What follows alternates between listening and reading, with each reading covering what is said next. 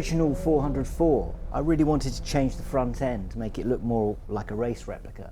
And to do that, I needed to get rid of the steel rims and replace them by these alley flange rims, and to change the disc brake which was originally on it to this large drum brake.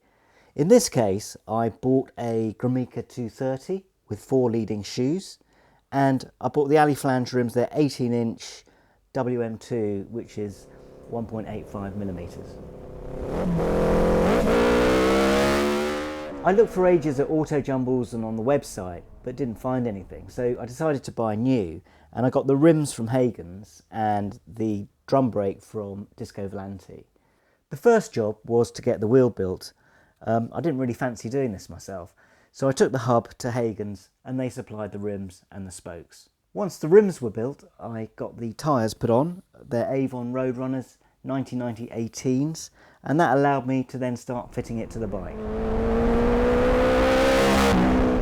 The drum brake came with its own spindle, and all I had to do was make spacers up. Now it's a really tight tolerance to get this brake in these forks, and it's about 6mm either side in this case, but it's a really tight fit. After I got the spacers right, I could then design the torque arm, and there'd be 2 of these, one each side. There's effectively 2 drum brakes, one this side and one the other side. The design of the torque arms has 3 purposes. Firstly, to stop the drum from spinning under braking. Secondly, it was to locate the air scoop forward so the air could get in to cool it. And finally, it acts as a mounting point for the cable adjuster. The torque arms are then mounted to the forks using the original threaded holes used for the mudguard. To fabricate the torque arm, I used a piece of cardboard. It was important to get all the dimensions correct, the positioning, everything lining up properly. And once I'd got the cardboard correct, I took that as a template and had it remade in 4mm stainless. Just a couple of notes about the torque arm. I'd probably make it in 3mm, not 4mm, because the 4mm is a bit heavy duty. And I'd definitely helicoil the threads in the fork. I mean, I did them myself. If you're feeling confident, go for it. But be careful, because it could be expensive if you make a mistake. The brake cables I make myself. If you're doing a few builds, it's worth investing in the kit, and I got mine from Venhills. They supply the inners, the outers, and all the fittings. It's just a bit fiddly working out the different lengths of the inners and the outers. The mudguard I got from Mead Speed. There's loads of different shapes and designs, and I went for something really simple. You buy it as a blank, and then you just have to put in the holes to get it in the right position. That's about it for the front end, although I did change the headstock bearings. But I did spend a lot of time getting this brake working efficiently. Because it's a 4 leading shoe, there's 4 brake pads in there, controlled by 4 different levers. So the way I found out to do it is between the 2 levers on one side, there's a rod, and that has adjustment.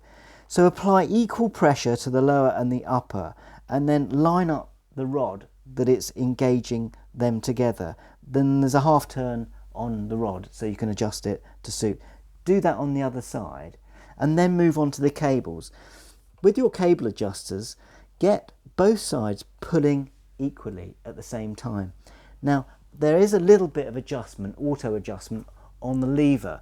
Now I've got a twin cable lever which has a little T-piece which will just about balance out the 2 cables, but you've got to get it fairly accurate, and then you'll notice that it works really efficiently.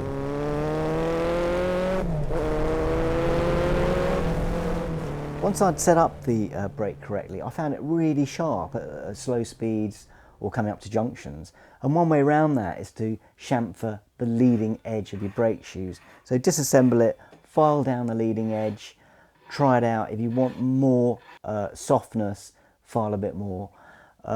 Other methods possibly are changing the fork oil to something a bit heavier so it doesn't dive so much, but that may affect your handling, so be cautious with that one. And I spoke to people who race these bikes, and they said when the brakes are too sharp, they'll actually unbalance them. But because I use it on the road, I prefer to have all the braking when I want it.